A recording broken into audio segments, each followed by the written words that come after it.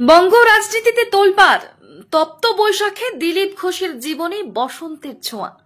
আজই নিউ টাউনের বাড়িতে বিবাহ বন্ধনে আবদ্ধ হলেন বিজেপির প্রাক্তন রাজ্য সভাপতি দিলীপ ঘোষ। পাত্রী বিজেপি মহিলা মোর্চার নেত্রী রিঙ্কু মজুমদার।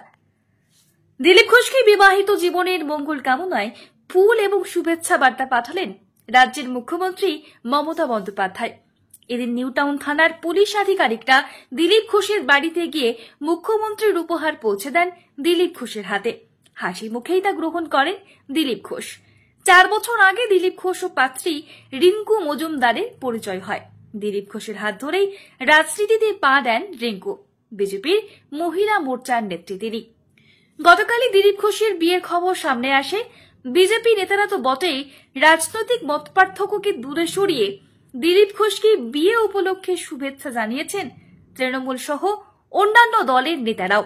বিয়ের ঠিক আগে দিলীপ ঘোষের কাছে মুখ্যমন্ত্রীর শুভেচ্ছা বার্তা পৌঁছে গেল। বিজেপির প্রাক্তন রাজ্য সভাপতি দিলীপ ঘোষের নিউ টাউনের বাড়িতে আজ সন্ধ্যা 6:20 আইনি মতে বিয়ে হয়ে গেল এই বিজেপি নেতার। কয়েকদিনের মধ্যেই কলকাতায় মহা ধুমধাম সহকারে অনুষ্ঠান করে অতিথিদের আপ্যায়ন করা হবে বলে বিশেষ সূত্র মারফত জানা যায়। শুভেচ্ছা।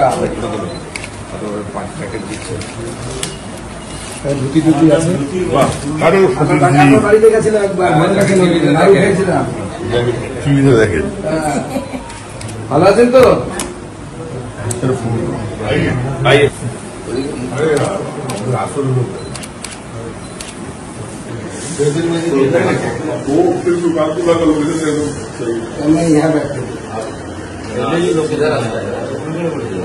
ये थोड़ा पहले यहाँ तो रास्ता भी था नहीं, मैं पहले आया था।